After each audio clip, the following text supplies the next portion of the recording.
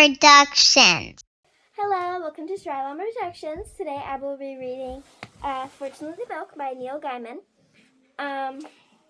This is part 2, so if you haven't watched part 1, go back to that and then come back here. We left off on... That was last night. Now Dad came in. "Eat your cereal," he said. "Remember, it's orchestra practice this afternoon." "We can't eat our cereal," said my sister sadly.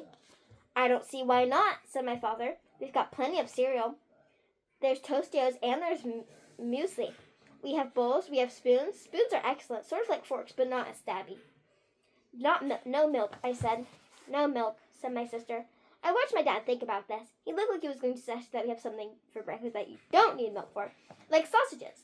But then he looked like he remembered that without his milk he couldn't have his tea. He had his no tea face. "You poor children," he said. "I will walk down to the shop on the corner. I will get milk." "Thank you," said my sister. "Not the fat-free kind," I told him. "That stuff tastes like water." "Right," said my dad. "Not the fat-free kind." We went out. I poured some Tostitos into a bowl. I stared at them. I waited.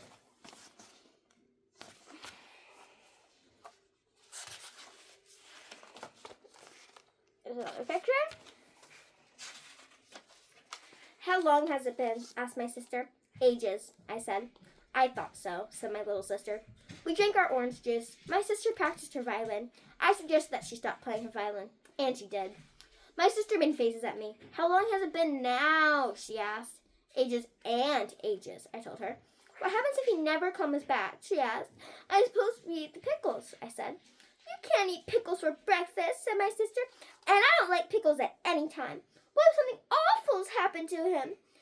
Mom would blame us." "I expect just ran into one of his friends at the corner shop," I said. And they got talking, and he lost track of time. I ate a dry toast. It was an experiment. It was sort of okay, but not as good as milk. There was a thump and a bang at the front door. My father came in. "Where have you been all this time?" asked my sister. "Ah," said my father. Yes, well, funny you should ask me that." "You ran into someone you knew," I said, "and you lost track of time."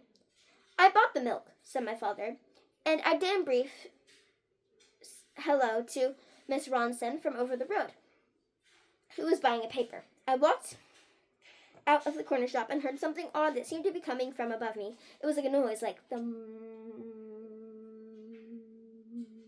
I looked and saw a huge silver disc hovering in the air above Marshall Road. "Hello," I said to myself. "That's not something you see every day." And then something odd happened. "That wasn't odd?" I asked. "Well, something odder," said my father. The odd thing was a beam of light that came out of the disc, a glittery, shimmery beam of light that was visible even in the daylight. And the next thing I knew, I was being sucked up into a disc. Fortunately, I put the milk in my coat pocket. The disc was metal. It was big and as a playing field, or bigger. Okay, and that is where we'll stop today. Page, let me check. 16, 15, 14.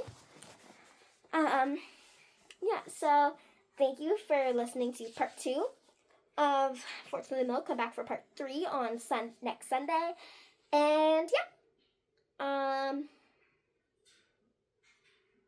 I think that's all. Bye.